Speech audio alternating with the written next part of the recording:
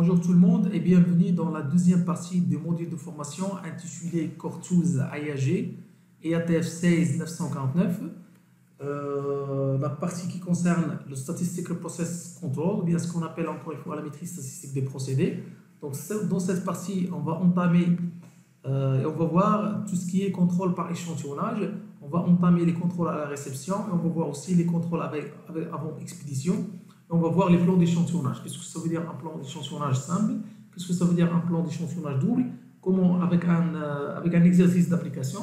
Et par la suite, avant de terminer cette partie-là, on va parler des causes de variabilité qui sont présentées dans le processus de fabrication. Donc avant de commencer le contrôle à la réception, donc j'aime bien faire toujours un rappel sur les approches qu'on avait. Donc avant les années 1975, donc il y avait le focus de la production sur le produit fini. Ça veut dire toujours on se concentre sur le produit fini ou toujours on contrôle le produit fini pour juger sa conformité, est-ce qu'il est conforme ou bien est-ce qu'il n'est pas conforme. Mais là, le contrôle il va être suivi par une sanction. Est-ce que le produit c'est conforme, on livre, si ce n'est pas conforme, donc on scrape les pièces.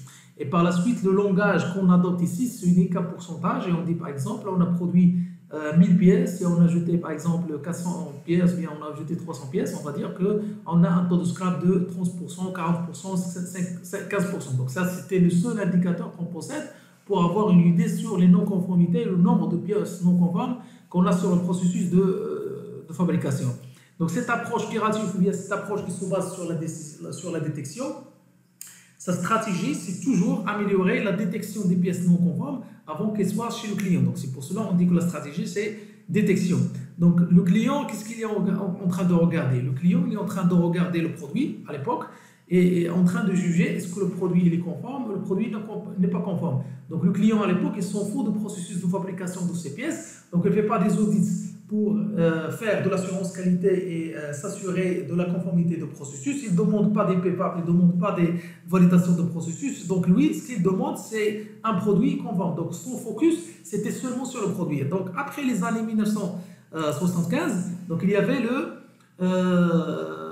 le focus sur le procédé, d'accord? Et pour faire le focus sur le procédé, il y avait aussi la notion de contrôle statistique et lorsqu'on appelle encore une fois, c'est l'approche préventive. Donc on ne va pas attendre que la pièce soit non conforme à la fin du processus pour la faire scraper ou bien pour la faire livrer s'il est bonne, mais on va prendre tout le long du processus, on va essayer de réaliser des contrôles en se basant par des plans d'échantillonnage et par la suite pour maîtriser et pour prévenir un petit peu les défaillances. Donc là, au lieu de faire un focus sur le produit, on va réaliser notre focus sur la qualité de procédé de fabrication ou bien la qualité de processus de fabrication. Donc le contrôle, il ne va pas être à la fin, mais cette fois-ci, il va être tout au long du processus. Les mesures et surveillance, donc on va suivre tout ce qui est capacité processus. Et la stratégie dans cette façon-là, ça ne sera pas une stratégie pour détecter, mais ce sera une stratégie pour prévenir, c'est une stratégie de prévention. Alors que le client, pour le premier cas, avant les années 1975, son focus était sur le produit, maintenant, son focus, c'est sur le système de production. C'est comment on produit ces nombres de pièces. Donc, on commence tout d'abord par le contrôle à la réception. Donc, comme vous savez tous, on a un site de production. Il y a le contrôle à la réception. C'est le premier contrôle qu'on réalise. Il y a le contrôle au cours de la production. Il y a le contrôle avant expédition. Donc, on commence par le contrôle à la réception. Et on va, s'il vous plaît, on va parler d'une notion ou bien d'un indicateur qu'on appelle le NQA, le niveau de qualité acceptable. Pourquoi? Parce qu'aujourd'hui, il n'y a pas un fournisseur qui est parfait. Il n'y a pas un fournisseur qui est capable, surtout pour les fournisseurs des petits composants, des boîtiers, des joints, des ressorts, etc., qui n'est pas capable à fournir à 100% des pièces qui sont conformes. Sinon, le prix de la pièce il sera très très élevé. Donc ça, par rapport à ça, il sera judicieux, de préférable de définir avec ce client-là un pourcentage de rebais accepté. Donc c'est ce qu'on appelle le niveau de qualité acceptable, ou bien ce qu'on appelle le NQA. Donc avec chaque fournisseur, il sera de préférable de mettre sur le contrat, tout d'abord le NQA, d'accord? Quel est le NQA à accepter? Par exemple, il y a un fournisseur qui va vous dire, moi, je suis capable de livrer des pièces, mais il faut accepter s'il vous plaît 1%. 1% des pièces qui seront des pièces qui sont revues. Donc ça, vous le définissez ensemble dans le contrat, etc. Et cette solution, c'est une solution qui est très économique, d'accord, et qui consiste à évaluer le lot à partir du contrôle d'un échantillon. Parce que si on a un NQA, moi je vais vous poser la question, est-ce que c'est possible de contrôler à 100% les pièces? D'accord? Donc supposons qu'on a par exemple 1000 composants, d'accord, 1000 types de matières premières, 1000 composants qu'on reçoit, et pour chaque composant, on reçoit une quantité de 200 000, supposons qu'on est en train de parler des petits ressorts, ou bien des petits joints, ou bien des composants comme ça, et à chaque semaine, on reçoit des arrivages de 500 000 pièces, 200 000 pièces. Est-ce qu'on a la capacité, ou bien est-ce qu'on est capable de réaliser un contrôle à 100% de ces pièces-là? Donc, ce n'est pas possible. D'accord? Donc, d'où il vient un contrôle statistique, ou bien un contrôle par échantillonnage. Maintenant, la question qui va être logique à poser dans ce sens-là, moi, j'ai un arrivage dans 1000 pièces. Combien de pièces je dois contrôler pour juger? Est-ce que je vais prendre un échantillon de 50 pièces? Est-ce que je vais prendre un échantillon de 100 pièces? Je ne sais pas, 200 pièces. Donc, chacun a sa méthode. Mais c'est ça la question dont il faut répondre. Quelle est la taille d'échantillon à prendre? Ça dépend de chaque arrivage. Donc, par exemple, j'ai un arrivage de 5000 pièces ou bien 500 000 pièces. Quelle est la taille à prendre ou bien quelle est la taille à contrôler pour juger la non-conformité? Donc là, pour ce faire, il y a ce qu'on appelle les tableaux statistiques de la norme française qui va nous donner un petit peu une idée sur la taille d'échantillon à prendre, et ça, il a une relation étroite avec la taille de l'eau qu'on reçoit. D'accord. Bien, une fois on va identifier, une fois on va définir la taille d'échantillon on va contrôler. Supposons par exemple, moi je suis avec mon fournisseur avec un niveau de qualité acceptable de 1%. Je vais contrôler par exemple 50 pièces et à la fin je vais trouver qu'il y a 5 pièces qui sont non conformes. Qu'est-ce que je vais faire à ce moment-là? Est-ce que je vais rejeter le lot? D'accord? Et je vais renvoyer les pièces chez le client pour dire c'est un lot que je rejette, c'est pas acceptable. Ou bien je vais fermer les yeux, je vais dire ok, moi j'ai 1% de 100 000 pièces, donc c'est bon, c'est acceptable.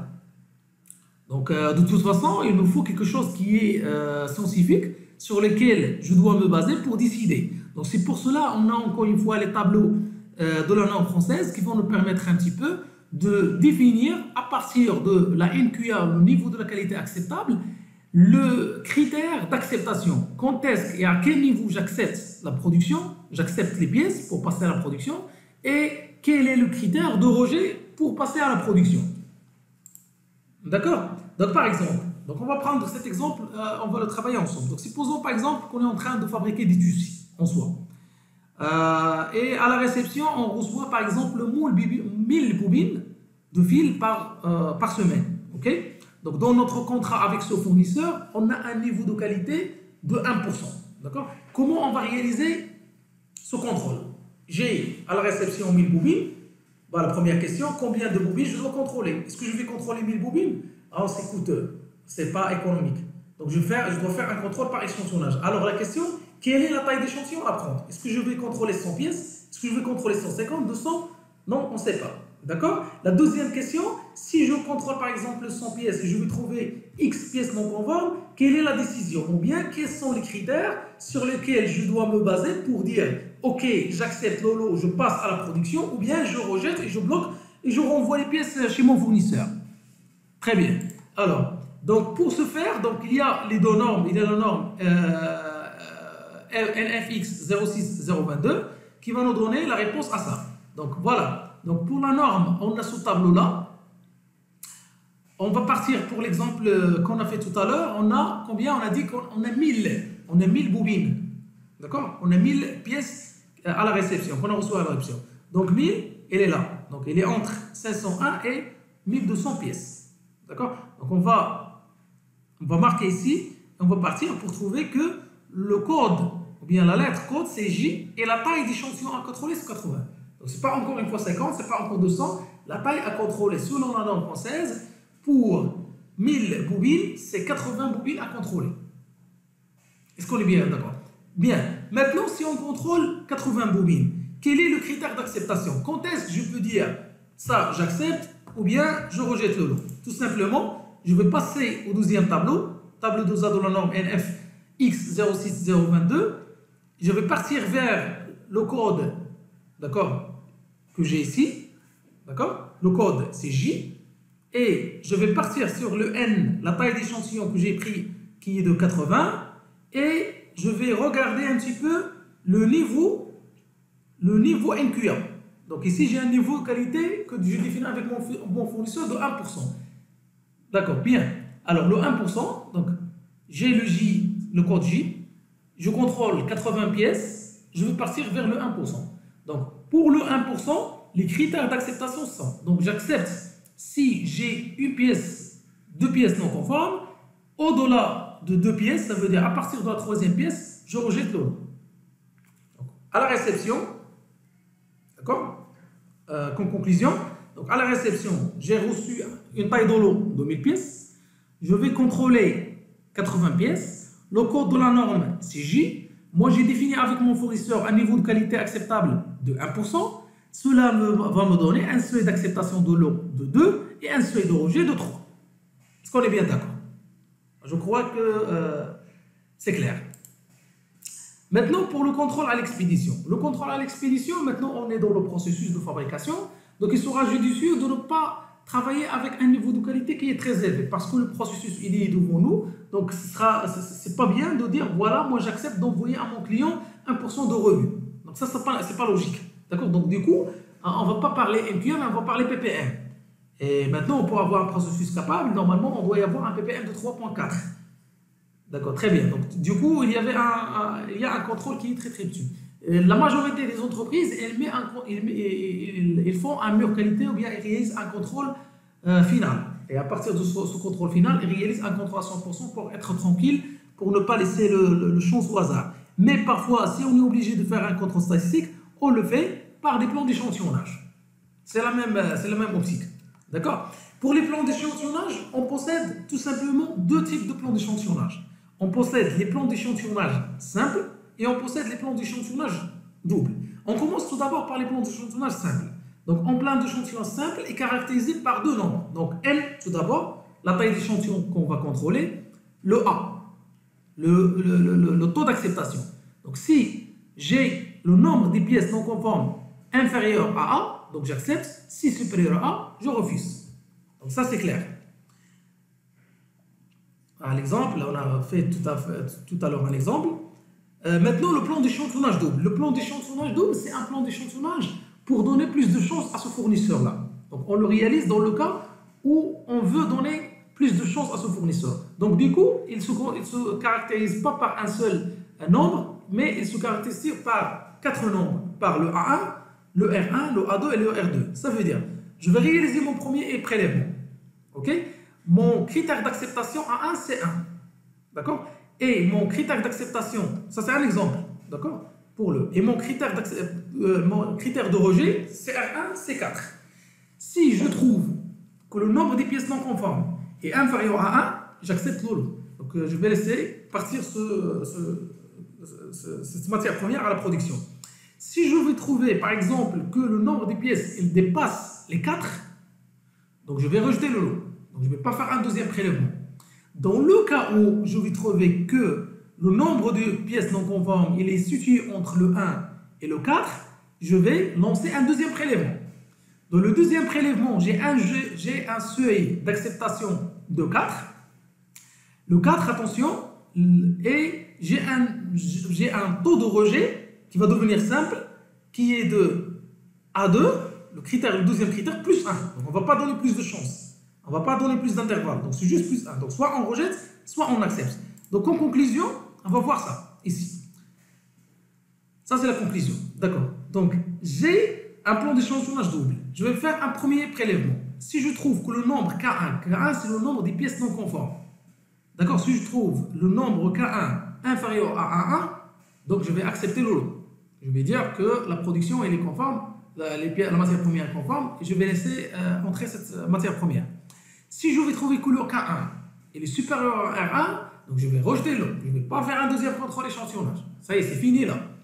Mais par la suite, et dans le cas où le nombre des pièces non conformes il est situé entre le critère d'acceptation 1 et le critère de rejet R1, dans ce cas-là, je vais lancer Une deuxième chance pour un deuxième contrôle. Donc, dans le deuxième contrôle, je vais me retrouver devant deux situations. Soit le cas 2, c'est quoi le cas 2? C'est le nombre des pièces non conformes qui prend en considération, attention, qui prend en considération les pièces non conformes détectées dans le premier prélèvement. Donc, si dans le premier prélèvement, j'ai trouvé 3, ça veut dire le cas 2, c'est 3 plus le nombre de deuxième pièces non conformes que j'ai trouvé dans le deuxième prélèvement. Donc, si le cas 2 il est inférieur à A2, j'accepte le lot. Si le cas 2 est supérieur à R2, qui est le A2 plus 1, on n'a pas d'intervalle, je refuse le lot. Et ça, c'est le deuxième plan d'échantillonnage. Parfait. Donc maintenant, on a fini avec les plans d'échantillonnage simples et les plans d'échantillonnage doubles. Maintenant, on va rentrer un petit peu dans le détail et on va rentrer dans le processus pour voir un petit peu les types de variabilité. Parce qu'on est là, on va pas contrôler les pièces non conformes et on va baisser les bras. Oui, on a un processus qui est non capable, mais notre rôle, c'est de poser la question pourquoi ce processus est non capable. Pourquoi il y a des variabilités de processus. D'accord? Donc les variabilités de processus, normalement, sont liées aux 5 M. Donc ils sont la méthode, le milieu, la machine, la matière première et la main-d'œuvre. Donc si je peux avoir une matière première que je reçois qui est non conforme, qui va me faire un grand déréglage, ou bien je peux avoir un problème d'usure d'outils qui va par exemple me conduire à produire des pièces non conformes et à me poser des problèmes sur la ligne. Par exemple, le milieu, je vais remarquer que dans la nuit, il y a des caméras dans la machine et ça s'influence avec la lumière dans la nuit. Donc, par la suite, il y aura plus de pièces non conformes. Je vais voir un petit peu les paramètres, la gamme, le mode opératoire avec le travail, donc c'est les méthodes. Et je vais voir un petit peu la formation de l'opérateur, est-ce qu'il est bien formé, etc. Et par la suite, parmi ces causes-là, je vais les diviser en deux causes. Je vais trouver qu'il y a des causes qui sont normales, qui sont là, qui sont avec la nature. D'accord? Il y a des causes qui sont normales. Et il y a des causes qui sont anormales, ou bien des causes spéciales, ou bien des causes accidentales. Maintenant, on va voir quelle est la différence entre les deux. Quelle est la différence entre, ou bien quelle est la définition de la cause normale, quelle est la normale ou bien commune. C'est la même chose. Donc, les causes communes, ce sont des causes liées à des phénomènes aléatoires qui présentent de nombreuses sources de variations attribuables au hasard. Ils sont toujours présents à des degrés divers dans différents processus. D'accord? Les causes normales ou bien les causes communes, ce sont les causes qui existent toujours. C'est les variations, par exemple, dans le courant d'alimentation de la machine, c'est les variations normales de la pression, parce que si on a une pression d'alimentation de 6 bars, alors si on fait une bonne mesure, on ne va pas trouver 6 bars, exactement 6 bars. Il y a des variations, et ces variations, s'ils ne sont pas très flagrants, on va dire que ce sont des variations qui sont normales. Par exemple, le courant d'alimentation, lorsqu'on dit c'est 220, est-ce qu'on reçoit effectivement une tension de 220? Non, on ne reçoit pas une tension de 220, mais il y a 300 grammes. Toujours, il y a des tolérances, toujours, il y a des variations. Et ces variations, ce sont des variations qui sont normales. Ce sont des variations qui sont liées, par exemple, les main-d'œuvre, qui sont liées toujours les 5M ou bien les 4M. Si on veut prendre que l'installation, la machine, etc. Donc, ce sont toujours ce sont toujours des causes qui sont toujours là, qu'on ne peut pas éliminer, qui sont liées avec le processus et qui ne présentent aucun problème sur la conformité des pièces qu'on est en train de produire. Donc, par exemple, pour les causes normales, si on va prendre par exemple la stabilité du courant et la tension électrique, bah, c'est normal qu'on ne reçoit pas. Si on dit que la tension d'alimentation de cette machine c'est 380, c'est pas exactement 380. Il y a toujours des variations. Il y a toujours des variations liées aux vibrations. Il y a des variabilités dues à la température. Le matin, ce n'est pas l'après-midi, ce n'est pas le soir. Le positionnement d'un dispositif mécanique de position, le jeu dans la chaîne cinématique. Donc, il y a toujours ces causes normales qui conduisent à avoir une variabilité entre les pièces. Et ça, c'est acceptable parce que c'est commun, c'est normal. Pour nous, ce qui est dangereux dans notre processus, ce sont les causes spéciaux. Les causes spéciales. Les causes spéciales, ce sont les causes qui sont anormales. D'accord? Ce sont les causes de dispersion identifiables, souvent irréguliers. Donc, on était bon, jusqu'à un certain moment, hop, il y avait un gros changement. D'accord? Il y avait un outil qui se casse. Il y a un déréglage de la machine, il y a un nouveau opérateur qui travaille, il y a un nouveau arrivage de la matière première qui n'est pas bonne. Donc ça, c'est un petit peu, c'est toujours lié les 5M. Donc ça, on va dire que, par exemple, ça, c'est quelque chose qui est anormal. Ça, c'est une cause qui est spéciale. Ça, c'est une cause qui est accidentale. Et notre intérêt, c'est avant de commencer la SPC, il faut que le processus ne contient pas des causes spéciales. Parce que ça ne sert à rien. suivez avec moi s'il vous plaît la logique, ça ne sert à rien de mettre en place des cartes de contrôle et de commencer à prévenir les défaillances, sachant que nous avons un outil qui est cassé. Sachant que nous travaillons avec un opérateur qui est non qualifié, sachant que la méthode de travail, il y a un changement au niveau de la gamme, il y a un changement au niveau paramètres, sachant qu'on a une matière première qui n'est pas conforme. Donc ça ne sert à rien les préventions. Donc c'est pour cela, avant de commencer, qu'on va voir ensemble, avant de commencer les cartes de contrôle, avant de commencer la mise en place des cartes de contrôle et de travailler sur les limites et tout ça, il faut bien s'assurer de la variabilité du processus, il faut bien s'assurer que le processus est stable. Ça veut dire quoi un processus stable? Ça veut dire un processus là où il n'y a que les causes communes, là où il n'y a pas les causes spéciaux. Vous allez me poser la question, comment on peut le faire? Moi je vous dis, il faut faire le calcul de la capacité machine. Parce que si vous faites la capacité machine à un instant T, et si la machine elle est capable, donc là, cela veut dire que votre processus est stable et vous pouvez travailler pour chasser les choses accidentales dans l'auto.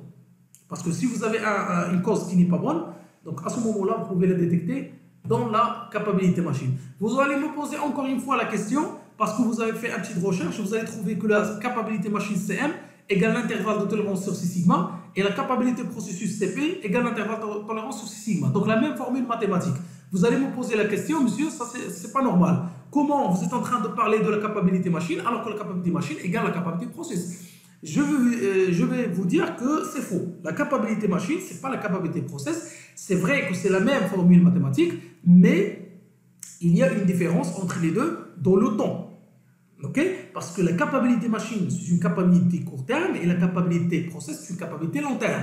Capacité court terme, ça veut dire, lorsqu'on réalise la capacité machine, on va partir vers la machine, on va demander à l'opérateur qui est formé de nous produire 50 pièces avec le même lot de matière première, dans la même heure, dans le même temps. Ça veut dire on va figer la matière première, la variation de la matière première, on va figer la variation du milieu, on va figer la variation de mode opératoire, on va laisser que les variations dues à la machine. Et par la suite, on va prendre ces 50 pièces, bien ces 30 pièces, on va faire le calcul et on va trouver que, par exemple, on a une capacité qui est égale à 1,9. Celle-là, c'est une capacité machine.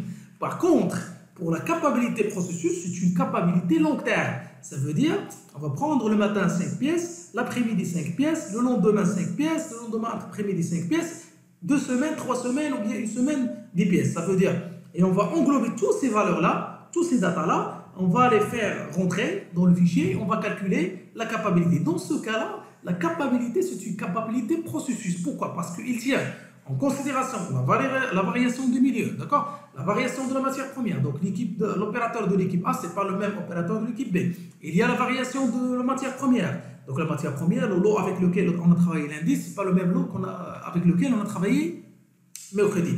Vous allez me poser la question, est-ce que le client perçoit la capacité machine ou bien la capacité process? Ben, mes amis, c'est logique, le client, il s'en fout de la capacité machine. Le client, il veut une capacité processus. Parce que c'est le processus ensemble qui va lui livrer des pièces. D'accord. Donc, je ferme la parenthèse par rapport à ces capacités. L'essentiel, c'est qu'avant de commencer les cartes de contrôle, c'est pour cela qu'on fait cette étude, qui est l'étude des causes spéciales. Il faut qu'on regarde, il faut que notre processus ne contient pas des causes qui sont spéciales. Par exemple, les causes spéciales, il y a un changement d'outil. On était tranquille, il y avait un nouveau outil qui rentre. Donc, c'est cet outil-là qui a fait un problème. L'arrêt brusque d'un système de refroidissement, par exemple pour les machines d'injection, chute de température dans un cuisson, dérèglage d'un outil, usure d'un outil, chute brusque de refroidissement, etc. Ce sont des causes qui sont spéciales, qui vont conduire à un petit peu décaler la courbe. Décaler. Et ces causes spéciales, ils vont influencer soit le centrage, soit il va influencer la dispersion. Ben maintenant, c'est une illustration qui est très très bien. Là, par exemple, aujourd'hui, on était bon, il y a une bonne distribution qui est jolie. Le lendemain, très bien. Toujours, on n'a que des causes qui sont normales. Toujours, on est dans la cible. Et à un certain moment, hop, le tout a déplacé. Ça veut dire qu'on a perdu en termes de centrage. Donc là, il y avait une cause qui est anormale. C'est une cause qui est spéciale. C'est un accident qui a fait que le processus, il a décalé.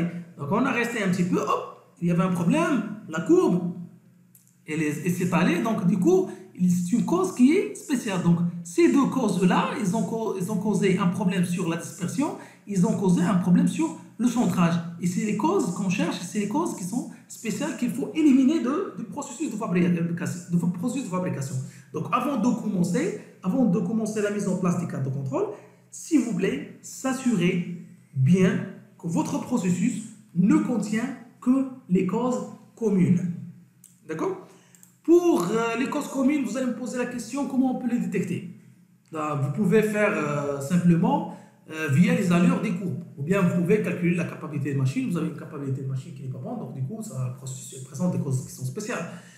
Ici, donc, vous faites une illustration, vous essayez de faire une comparaison, et ça se voit bien que ici, les causes d'aujourd'hui, de lendemain, etc., ce sont des causes qui sont normales.